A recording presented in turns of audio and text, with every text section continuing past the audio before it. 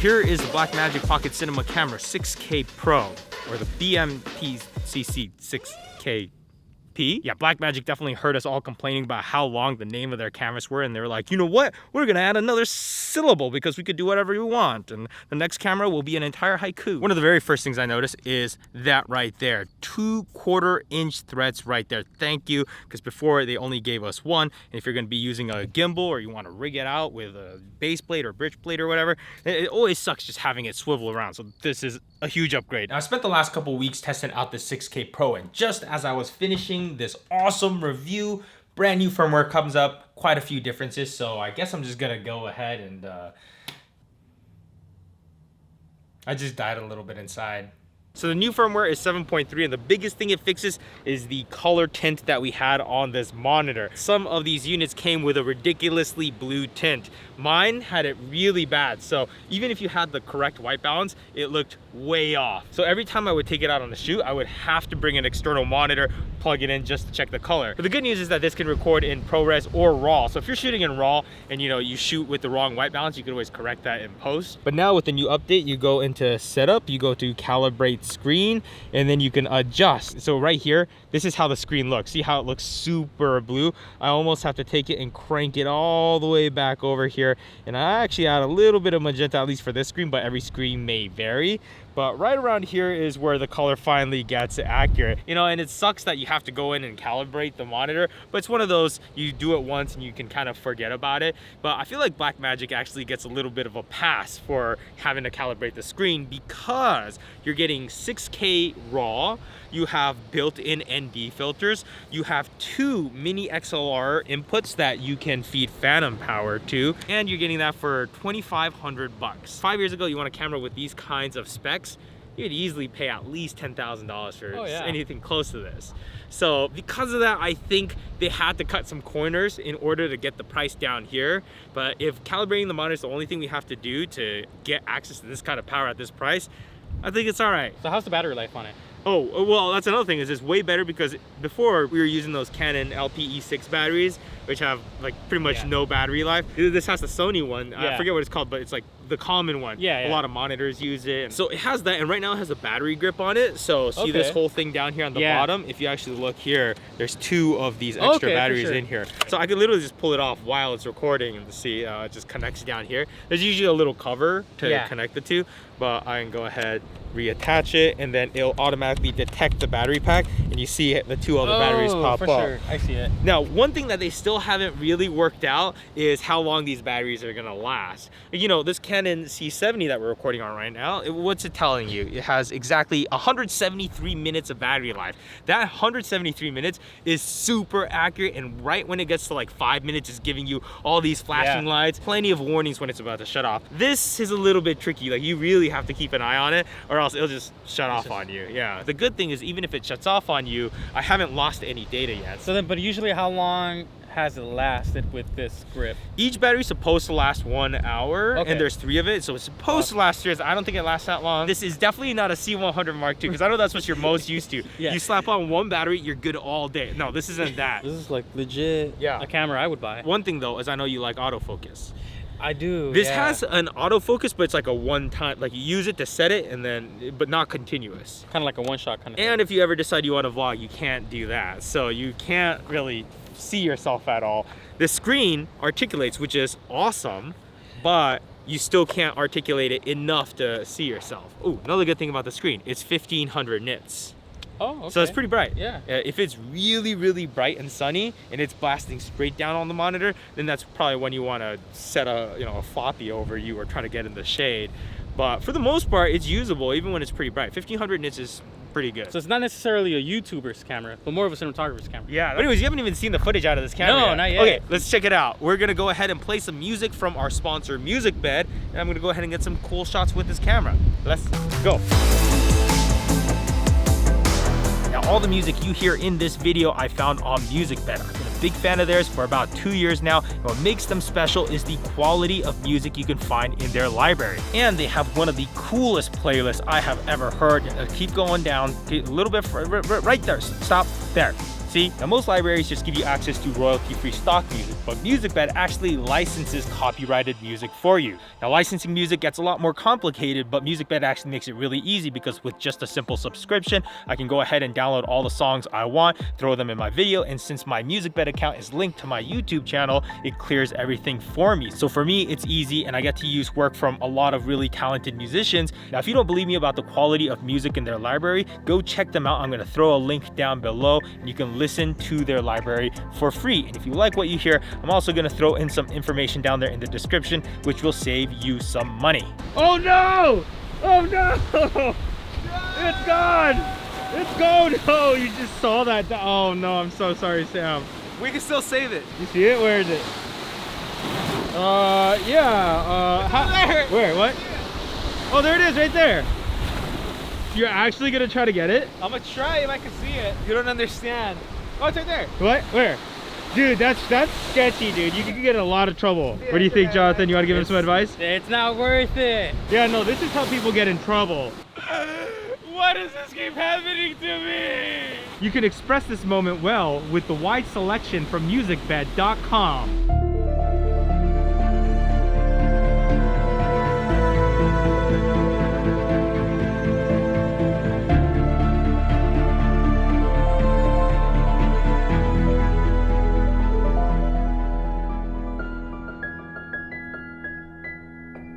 Well, you know what will cheer you up is right now I can see you pretty clearly because I'm at ISO 3200. This is dual native ISO, so you know, even at 32 high ISO, I imagine this is pretty clean. Does that make you feel better? It makes me feel better about the camera, but not my feelings. Okay, well, no one gives a shit about your feelings. They just care about the camera. Jonathan's like, yeah, that's true. We also have Gen 5 color science here, so I'm just gonna show you some of the straight out of camera footage right here. And I remember the video color profile on the previous one, they were pretty terrible, especially the highlights. But this is much better. It's a lot softer in the highlights, so even if you're not shooting in the film profile, which I still recommend you do, it's not going to be as bad. But I'm going to go ahead and switch it over to film color, which is their log, of course, and check this out. I'm going to go ahead and grade it.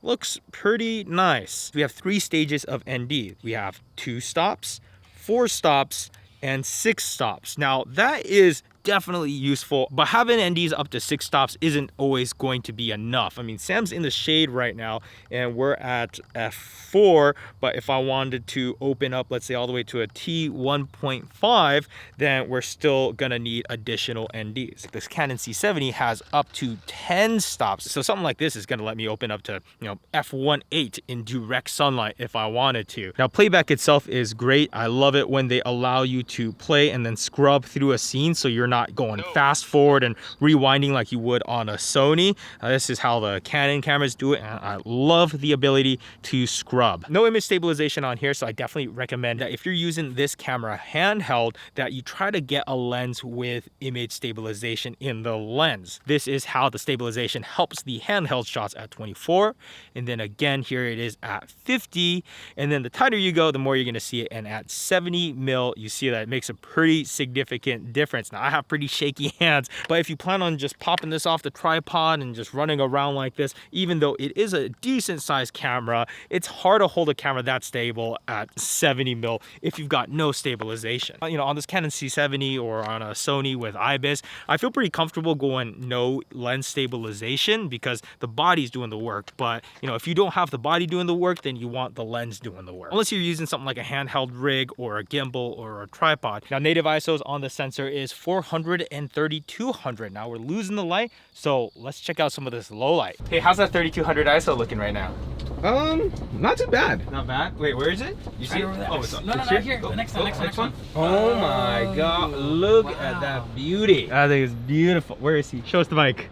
You already saw it. We did see it, but not up close. I saw you peeking. Are you super happy? I'm so happy. Oh my god. I can't believe how good the 3200 ISO looks. Wow, look at that. It's pretty good lighting right here. I don't think we've ever formally introduced you. You just kind of like appear on the video sometimes. But this is Mateo. Hi. We actually met like, what, 10 years ago is something like that? Yeah. Because he had a motorcycle club and then we used to go riding together all the time. Oh yeah. god, this thing feels good. Riding it still makes me nervous. I'm not used to a bike this big. This thing is fat. This thing is chubby. It looks small. It looks like a Sportster, but once you sit on it, you can. You're like, what is this? Yeah. Wow. Beefy. That is so cool, dude. I'm so excited for you, man. You know you have to model for us. You're like the good-looking guy in the group. You got to be like the model, and you got the motorcycle. Sam, what time is it? It's giveaway time. And we're giving away a brand new motorcycle. No, we're not. Maybe like a keychain of this, but no, it's actually cool guy music bed sequence time. Sequence time. Slow motion. Just trust me. Just go and like look off into space, and you'll look cool.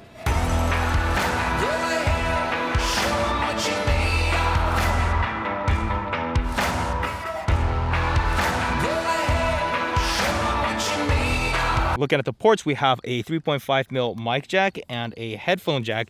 We go a little bit lower, we get a full-size HDMI, and we get 2 mini XLR inputs. We also have USB-C, which we can also run power to the camera. I mean, it's not going to be that much power, but at least it's going to trickle charge your battery. And we also have our 12-volt input. I've also got this microphone up here, but there is no hot shoe or cold shoe up here. So I actually just adapted this cold shoe onto the 1/4 inch up here. So if you prefer the 1/4 inch, you could mount a monitor on there with a arm, but I have this cold shoe on there for now. Now, one thing I don't love about this vertical grip is that it does heighten the camera a little bit, and even though it's firmly mounted onto this tripod, there's still a little bit of that wiggle. See that? It's not as firmly on there as I would wish. And this is on as tight as I can. I have it right there. You can see a lot of that play generates right around here. Does this camera make you look beautiful, Sam? Dude, yeah. Am I gorgeous? The dynamic range is probably pretty decent, right? Like, I'm in the shade, it's bright daylight now. Okay, so quick interruption. We accidentally filmed this whole scene in high frame rate mode. So it was recording in slow motion,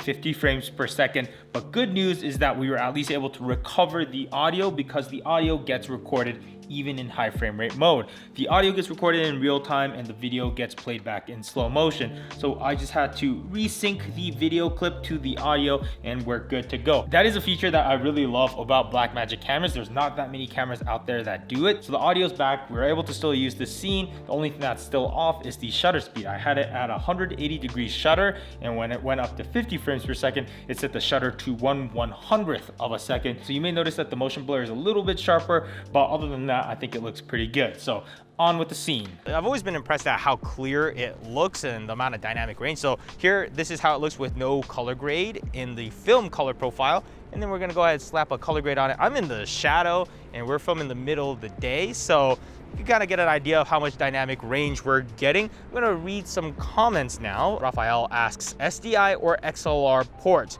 We don't get SDI, so you're gonna have to rely on HDMI. And XLR ports, we actually get 2 mini XLR inputs, which is an upgrade from the 1 mini XLR inputs that we used to get on the 6K and the 4K. I do think that's a pretty big upgrade though, because anytime I'm recording anything somewhat professional, I like to run at least 2 channels, 1 shotgun mic and 1 lavalier. You can't really be serious to go around doing vlogs.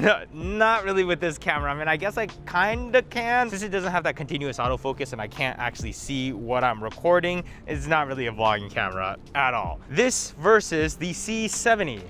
Oh, thank you. They're pretty different. I want to say this is a great content creator camera where you have autofocus, a lot of convenient features. And also I like that it's an RF mount and I have a speed booster attached to it so that now it's an EF mount. You could also adapt it to PL lenses and it still has that great 10-bit internal. It's a great camera, but what's cool about the Blackmagic is that you could do internal 12-bit RAW, which is really powerful, and I just love the image quality coming out of it. But when it comes to convenience features like autofocus, it has that one-shot autofocus where you can press it, it'll focus on the subject and it just stays there. It doesn't have that continuous autofocus that you would need for something like a vlog. Also, the Blackmagic, you're kind of stuck at just the EF lenses and it's pretty hard to adapt that to much. And also, if you want to adapt the speed booster to it, then you had an option to do something like that with Luke adapters or loose adapters, whatever you call them. But they have this optic that you could actually drop into the 4K and 6K if you wanted to look more like a full frame. But you don't get that option in this 6K Pro because they They put some ND filters in there, so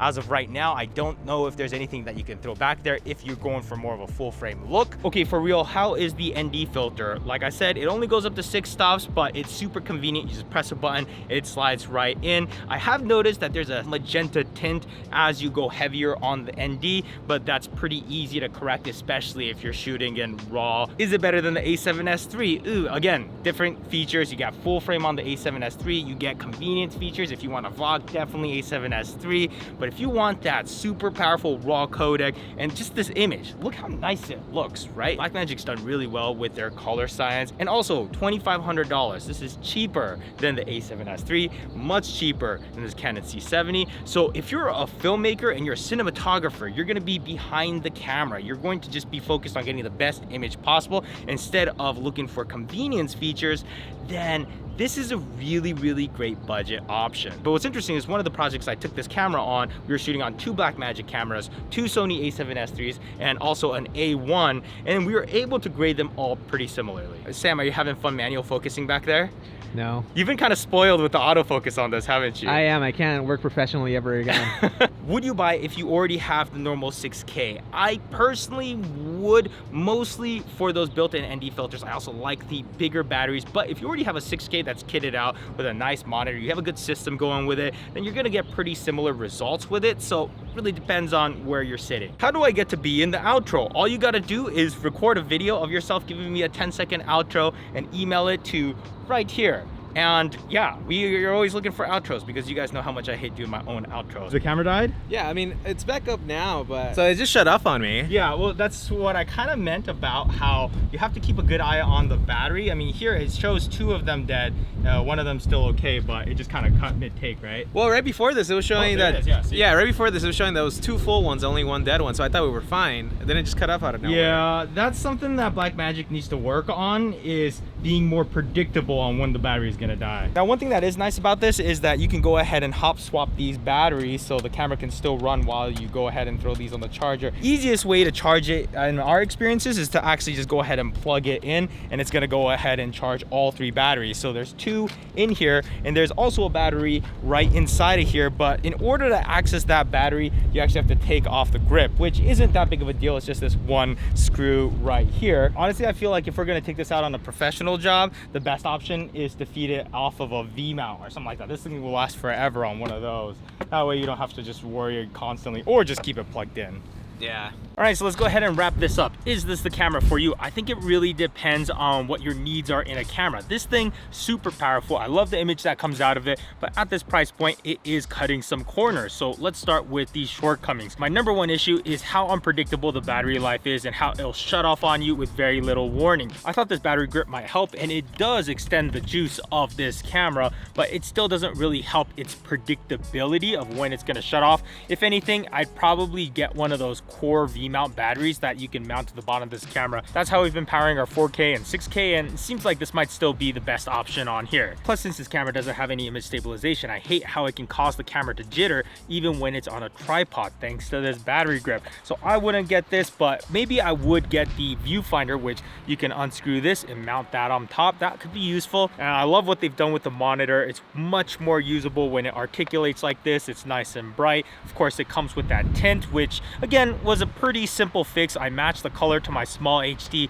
and since then I haven't had any issues there. Of course, I'm loving the built-in ND filters, even though it could only go to 6, but there is still that color shift that happens. I've tried it with 3 different lenses, same results, especially in the shadows. Everything kind of skews a little bit magenta. I did the same test with the Canon C70, and you can see that Canon definitely used much higher quality ND filters because there's very little shift there. And then for slow motion, if you want anything over 60 frames per second, there's going to be a pretty significant crop in here. So yeah, you can do 120, but it's going to be pretty punched in. But now that you understand some of the shortcomings of, not having autofocus, not having IBIS, this is an incredibly powerful camera. 12-bit RAW, 10-bit ProRes 422HQ. The image quality is phenomenal. It's super sharp, and the color grading process is very simple. After the Gen 5 upgrade, which is also now available for the 4K or 6K, I think Blackmagic might have one of my favorite color sciences. Science. I think it looks really cinematic, and I also love that they give you flexibility on what kind of media to write to,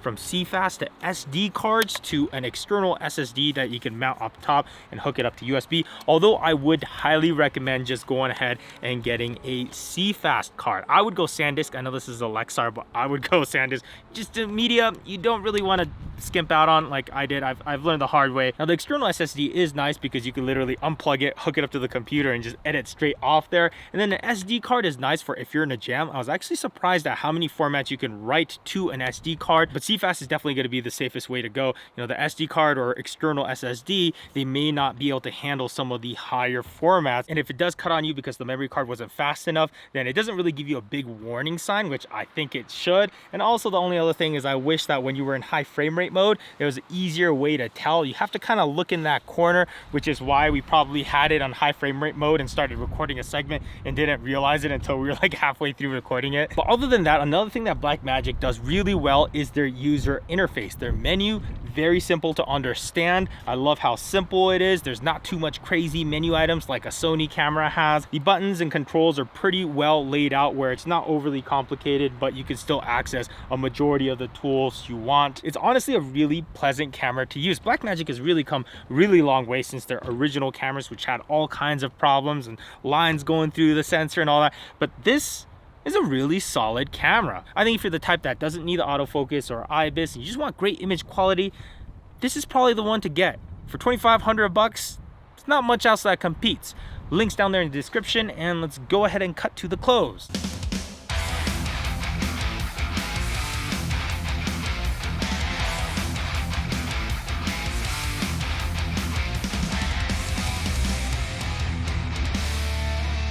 I learned that from Potato Jet. I mean the editing guys, obviously. Otherwise, why do you think I wear sunglasses? It's to hide the fact that I was staring at my computer for way too long.